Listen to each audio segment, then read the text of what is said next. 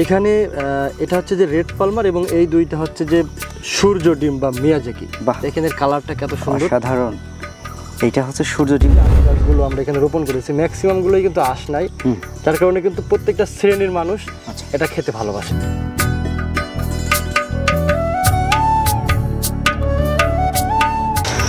আসসালামু আলাইকুম দর্শক বন্ধু, সবাইকে শুভেচ্ছা জানাচ্ছি আমাদের নিয়মিত আয়োজন উদ্যোক্তার খোঁজের আজকের নতুন একটি পর্বে। আজ আমরা একদম বিদেশি আমের বাগানে চলে এসেছি এবং আমার হাতে আপনারা যে দুইটা আম দেখছেন, একটা হচ্ছে সূর্য ডিম বা মিয়াজাকি বলা হয় যে আমকে, আর একটা হচ্ছে রেড পালমার, যেটা আমেরিকান একটা জাত। তো দর্শক, এই যে রঙিন রঙিন আম অর্থাৎ বিদেশি আম কিন্তু ইতিমধ্যে আমাদের বাংলাদেশে ব্যাপক আকারে চাষ হওয়া শুরু হয়েছে। আজকে আমরা এই মুহূর্তে রয়েছি হচ্ছে চুয়াডাঙ্গা জেলার জীবননগর উপজেলার নিধিকুণ্ড গ্রামে সাকিব এগ্রো ফার্মে। সাকিব খান রয়েছেন, যেনাকে হয়তো আপনারা মিশরি পেয়ারাতে চিনেছিলেন বেশ পরিসরে। তো আজকে সেই সাকিব খানের হচ্ছে বিদেশি আম বাগানে আমরা চলে আসছি এবং বেশ কালারফুল দারুণ দারুণ কয়েকটি জাতের হচ্ছে আম আমরা এখানে দেখতে পাচ্ছি। আমরা এই আমগুলো নিয়ে কথা বলবো, খেয়ে দেখার চেষ্টা করব কোন কোন আমগুলোর কেমন স্বাদ, এছাড়াও বিদেশি আমের বাণিজ্যিক সম্ভাবনা নিয়ে কথা বলার চেষ্টা করব। আশা করছি পুরো অনুষ্ঠান জুড়ে সঙ্গে থাকবেন এবং উপভোগ করবেন বিদেশি আম চাষাবাদের উপরে দারুণ একটি তথ্যচিত্র উদ্যোক্তার খোঁজের ক্যামেরায়। চলুন শুরু করা যাক।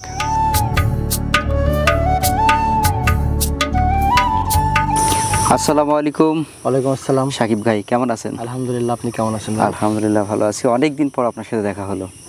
দীর্ঘ একটা গ্যাপ, কি কারণে আসলে গ্যাপটা? আসলে নিজের কিছু পার্সোনাল কাজও ছিল, যার কারণে আসলে ক্যামেরার সামনে ভেবে আসলে আসা হয় নাই। আচ্ছা, তার মানে এটা নয় যে আমি কৃষিকে ছেড়ে দিয়েছি বা কৃষি কাজকে ছেড়ে দিয়েছি। আচ্ছা, আসলে ক্যামেরার সামনে হয়তো বা কন্টিনিউ আসা হয় নাই, তবে কৃষির সাথে আমি এগোড়াইছিলাম। আচ্ছা, যাই হোক, প্রজেক্ট ঠিকঠাক চলছে, তবে আসলে সবার সামনে আসা হয়নি। জি, যাই হোক, আজকে আমরা আপনার হচ্ছে আম বাগানে চলে আসছি। জি, আসলে কি কি জাতের আম আজকে দেখবো?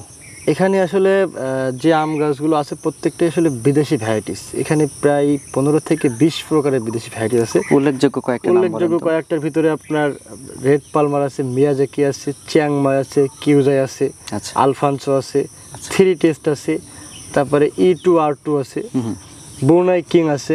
এগুলো আছে যেমন কিন্তু উল্লেখযোগ্য। তাছাড়া আরো আনুষঙ্গিক আরো কয়েক প্রজাতির আমের আপনার হাতে বেশ কালারফুল আম। কি কি আম এটা? এখানে এটা হচ্ছে যে রেড পালমার এবং এই দুইটা হচ্ছে যে সূর্য ডিম বা মিয়াজাকি। এখানে কালারটা কত সুন্দর, সাধারণ।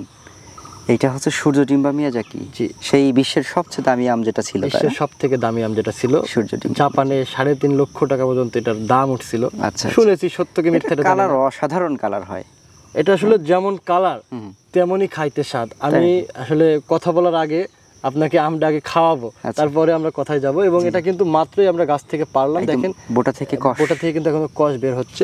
তো আমি একটু কেটে খাওয়াই আপনাকে। অবশ্যই। কেমন আসলে স্বাদটা এখন? বিসমিল্লাহির রহমানির রহিম। এর ভিতরের কালারটাও তো সুন্দর আলহামদুলিল্লাহ। মানে উপরে যেমন কালার সুন্দর, ভিতরের কালারটাও কিন্তু সেম। এবং রস দেখেন, বাহ, একদম। এই যে আমরা একটু ভিতরটা দেখাই। আর একটা আমের হচ্ছে যে কতখানি নেওয়া গেছে, তার মানে আটির যে অংশটা সেটা কিন্তু খুবই কম, খুবই সামান্য আটি, খুবই সামান্য। আমি যদি এই সাইডটা একটু কাটি, আপনি একটু খান। বিসমিল্লাহ, একটু কেটে দেখাই। মাশাআল্লাহ মাশাআল্লাহ।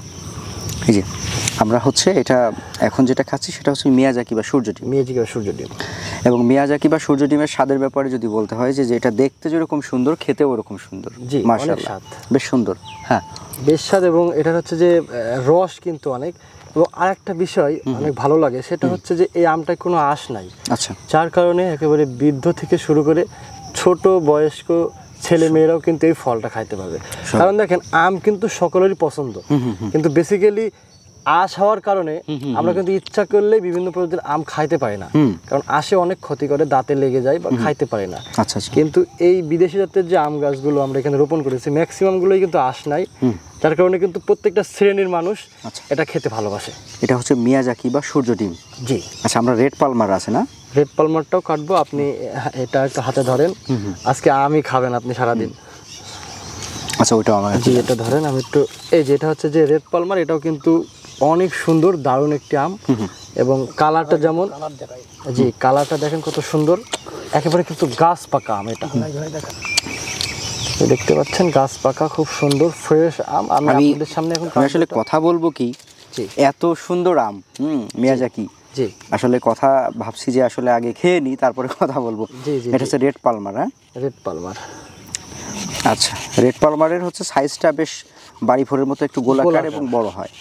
জি আচ্ছা, এই যে বাহ, মাশাআল্লাহ। আহা মাশাআল্লাহ, ভিতরে যে কালারটা, জি ওই যে কাটিমনের একটা কালার হয় না ভিতরে, কাটিমন কাটার পরে যেরকম মধু মধু মতো মনে হয়, জি ঠিক ওরকম মধুর মতো একটা কালার আসছে না? আসলে আমার সব থেকে ভালো লাগার বিষয় যেটা আমি বলতে পারি সেটা হচ্ছে যে এই আমগুলো বাইরের যেমন কালার ভিতরেও সেম কালার, আচ্ছা এবং যেমন দেখতে খাইতেও তেমন সুস্বাদু। আচ্ছা। এই জন্য আমি আসলে এই আমগুলো মানে চাষ করেও অনেক ভালো লাগে। তাই নাকি?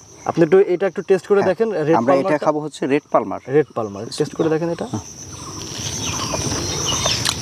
আচ্ছা, দারুণ সুন্দর, মানে এক একটার এক এক রকম স্বাদ। জি আমি ওইটা খেয়েছি, ওইটার একরকম স্বাদ, এইটার আরেক রকম স্বাদ। জি আর যদি মিষ্টতার কথা বলি তাহলে আমাদের মানে বাংলাদেশের মানুষ যে পরিমাণ মিষ্টি খেতে পছন্দ করে, জি অ্যাভেলেবেল মানে ওই রকম, হ্যাঁ বলতে পারি যে আমরা অ্যাজ ইউজুয়াল ওই রকম মিষ্টি। এবং বেশ কথা হচ্ছে মিষ্টি আম খেতে চাইলে এই রেড পালমার খাইতে হবে।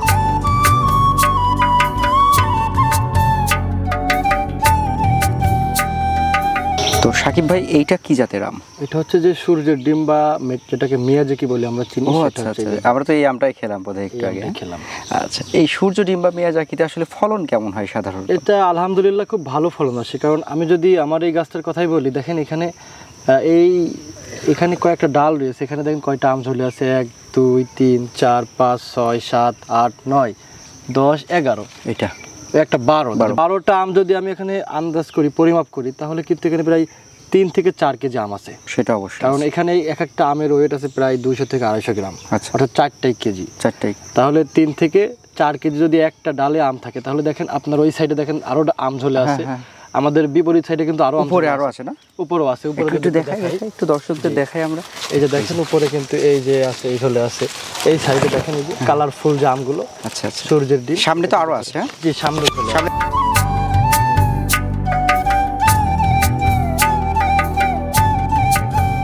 ভাই এটা হচ্ছে ব্যানানা ম্যাঙ্গো আম। আচ্ছা, এটা থাইল্যান্ডের একটি ভ্যারাইটিস, এবং এটা কিন্তু লম্বা শেপের হয়, এর আকৃতিটা লম্বা মানে হয়, দেখতে কলার মতো হয়, কলার মতো ব্যানানা ম্যাঙ্গো। এবং এক কথায় বলতে গেলে এটা একেবারে এখন মানে জালি বা ফুলও বলতে পারি।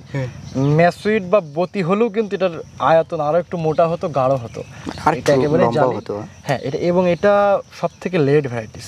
আচ্ছা, এখানে প্রত্যেকটা আম শেষ হয়ে যাবে, কিন্তু ব্যানানা আম শেষ হবে না। তাই নাকি? এটা যখন পাকবে, কলা পাকলে যেমন হলুদ হয় না বাইরের আবরণটা, এটা সেম পুরো হলুদ কালার চলে আসবে। আচ্ছা আটিটা খুবই পাতলা এবং অনেক মিষ্টি খাইতে।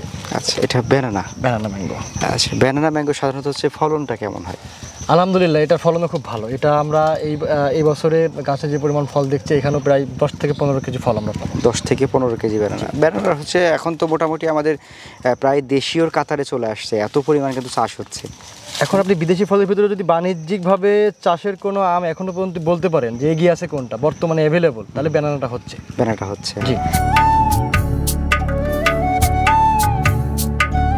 হচ্ছে কিউজা জাতের আম। আচ্ছা, এটা কিন্তু আকৃতিতে অনেক বড় হয়, সুন্দর হয়, মানে দেখতে অনেকটা ব্রুনাই কিং এর মতো, ওরকম বড় না? ব্রুনাই কিং এর থেকেও বড় হয়। ব্রুনাই কিং এর পেছন থেকে হালকা একটু বাঁকা থাকে, এবং ভিতরে যে শেপটা এটা কিন্তু আর মোটা হয়। আচ্ছা আচ্ছা, হয়তো বা আপনার চ্যানেলে আমার ব্রুনাই কিং আমের ভিডিও আছে আগে। আচ্ছা আচ্ছা, অনেক বড়, অনেক বড় বড়। তো এটা ব্রুনাই কিং এর মতনই, কিন্তু ব্রুনাই কিং না, এটা হচ্ছে যে কিউজাই, এবং এটাও কিন্তু অনেক সুন্দর ওয়েট আসে। এটা আপনার 2টাই কেজিও ছাড়িয়ে যায়, 1 কেজি ছাড়িয়ে যায়। আপনি একটু হাতে একটু এটা একটা হালকা পরিমাপ করে দেখেন, ইটের মতো এখনো কিন্তু ম্যাসুইট হয় না, মনে হচ্ছে ইট। এটা ম্যাসুইট হলে আরো একটা ইট ধরে আছে। জি, আরো বড় হবে। এবং এই যে এখানে কিছু আক্রান্ত করে দিয়েছে মশা পোকাতে, একটু ব্যাকিং করবেন, ব্যাকিং করলে এগুলো হয় না, এগুলো হচ্ছে আক্রান্তটা কম হয়। জি। কিউজাই খেতে কেমন? কিউজাইটা একটা লেট ভ্যারাইটিসের আম, এটাও আপনার সর্বশেষে পাকে, এবং পাকলে এটার কালারটা বেশি লাল বা গাঢ় হয় না, সবুজ আকৃতি থাকে, কিন্তু ভিতরে পেকে যায়। খেতে অনেক সুন্দর আর সুন্দর। বিদেশি জাতের ভিতরে এই আমটা কিন্তু অন্যতম একটি আম। এটা হচ্ছে যে E2R2 জাতের আম। আচ্ছা, এটা কিন্তু অনেক সুন্দর গোলাকার, এবং বর্তমানে যে ওয়েটটা দেখতে পাচ্ছেন, এটা প্রায় 800 থেকে 900 গ্রাম ওয়েট আছে। অর্থাৎ এটা ম্যাসিড হলে আরো বেশি ওয়েট বাড়বে। এবং সাকিব ভাই, এটা কিন্তু বেশ গোলাকার আর অনেক বড়, বেশ গোলাকার। হ্যাঁ জি, বেশ এই গাছটাতে অনেকগুলো আম ধরছিল। আচ্ছা, এক হাত দিয়ে কি মুঠো করে ধরা যাবে এখন যে সাইজটা আছে? সম্ভব না, এক হাতে সম্ভব না, এক হাতে সম্ভব। এই গাছটাতে অনেকগুলো আম ধরছিল। দুর্ভাগ্যজনক অনেকগুলো আম ছিঁড়ে নিয়ে গেছে ছেলে। আচ্ছা, আচ্ছা। এটা হচ্ছে যে হানিডিউ জাতের আম। আচ্ছা। এটাও কিন্তু বিদেশি জাতের ভিতরে অন্যতম একটা আম। এবং এই আমের বৈশিষ্ট্য হচ্ছে যে এর নিচের সাইডে হালকা একটু বাঁকা থাকে, বাঁকান থাকে, প্রত্যেকটা আমের ঢেউ মতন থাকে, ঢেউ যেটা বলে। Right right. এই যে দেখেন প্রত্যেকটা আমেরই এরকম ঢেউ মতন আছে এবং এই আমটাও কিন্তু অনেক খেতে সুস্বাদু মিষ্টি। এই কারণেই হয়তো হানি ডিউ বলছে, হানি মানে তো মধু, হানি মানে মধু, ডিউ মানে অনেকটা ঢেউ বা বাঁকানো বোঝায়। রাইট। সেক্ষেত্রে হচ্ছে মধু সদৃশ একটা যদি ব্যাপার নাই থাকবে তাহলে এটাকে কেন হানি বলবে, রাইট, তাই না? এটা সেটা অবশ্যই অনেক সুস্বাদু। তবে এটা অনেক লেট এখনো পর্যন্ত কাঁচা, পুরোটাই সর্বশেষ লেট ভ্যারাইটিস।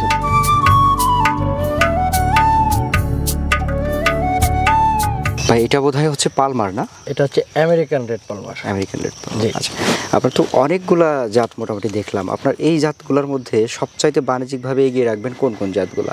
আসলে দেখেন এখানে যে জাতগুলো নিয়ে আমরা কাজ করতেছি ম্যাক্সিমাম জাতই কিন্তু অনেক সুন্দর। তো বাণিজ্যিকভাবে আসলে ওইভাবে এখনো পর্যন্ত যে বেস্ট কোন জাতটা এভাবে এখনো কোনো বিশ্লেষণ করা হয়নি, যেটা সত্য কথা। আচ্ছা, কারণ প্রত্যেকটা গাছই এখানে 4টা 5টা এভাবে কিন্তু মাদার প্ল্যানিং করা হয়েছে যে এটার সম্ভাবনা কি, সামনে বাণিজ্যিক সম্ভাবনা কি। তো আমি এটা বলতে পারি যে বিদেশি আমের বাণিজ্যিক সম্ভাবনা খুবই ভালো, আলহামদুলিল্লাহ। আচ্ছা। কারণ এটা আমাদের মাটিতে কিন্তু যথেষ্ট পরিমাণ ফলন দিচ্ছে, পাশাপাশি খাইতে যদি ভালো লাগে কোনো জিনিস, কোনো ফল যদি খাইতে ভালো লাগে এবং সেটা যদি বাজারে চাহিদা থাকে তাহলে সেটা চলবে, অবশ্যই টুডে টুমরো সেটা চলবে। অবশ্যই। তো এখানে ব্যানানা ম্যাঙ্গো যেটা আপনাকে দেখালাম, ব্যানানা ম্যাঙ্গো যে আমটা, এটা কিন্তু এখনো ম্যাচুইট হয়নি, পাকে নাই। এটা কিন্তু যথেষ্ট পরিমাণে স্বাদের একটি আম। আচ্ছা। তারপরে কিউজাই একটা আম আপনাকে দেখিয়েছি, কিউজাই যে আমটা, ওটা কিন্তু সাইজ অনেক বড় হয়, এটাও কিন্তু খেতে অনেক সুস্বাদু। চিয়াংমাই যেটা আছে লম্বা আকৃতি, এটা অনেক সুন্দর আম। আর একটা আম আপনাকে দেখিয়েছি E2R2, যেটা কিন্তু যে সাইজটা আপনাকে দেখিয়েছি প্রায় 1 কেজি প্লাস। তো এটা যখন পাকবে অনেক সুস্বাদু মিষ্টি খেতে। আচ্ছা। তো এখানে যে আম জাতগুলো আছে প্রত্যেকটা জাতই অনেক সুন্দর খেতে এবং সুস্বাদু। অনেকেই বলে, একটা কথা জিজ্ঞেস করে যে এগুলো ছাদ বাগানে হবে কিনা। এটা আমি একটু উল্লেখ করে বলে দিই যে যারা ছাদ বাগানে চাষ করতে চায়, এখন কিন্তু ঢাকা শহরে বা ম্যাক্সিমাম শহরেই কিন্তু মানুষ ছাদ বাগানের প্রতি বেশি একটু আকৃষ্ট হয়ে গেছে।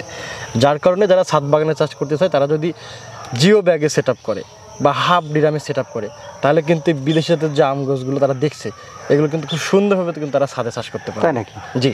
আচ্ছা আচ্ছা। তো আপনি কি এগুলো সরবরাহ করতে পারবেন, জিও ব্যাগে সেট আপ করা চারা কিংবা এই যে জাতগুলো আমরা দেখলাম আপনার কাছে? আমাদের কাছে আসলে যে জাতগুলো দেখলেন অ্যাভেলেবল, হয়তো বা সবগুলোর ফল সহ চারা নাই, তবে কিছু কিছু জাতের ফল সহ চারাও কিন্তু আমার কাছে আছে আমার নার্সারিতে। বিরাট ব্যাপার, তাহলে তো দারুণ ব্যাপার। দর্শকরা যারা হচ্ছে ছাদ বাগান করতে আগ্রহী বা ছাদ প্রেমী যারা, জি, তাদের জন্য তো কিন্তু একটা দারুণ ব্যাপার যে এই বিদেশি আমের চারা আপনারা আবার ফল সহ পেয়ে যেতে পারেন কিছু কিছু জায়গায়। হ্যাঁ, জি। আর এছাড়া হচ্ছে অরিজিনাল যে জাত সেটা তো সেট আপ পাবেই।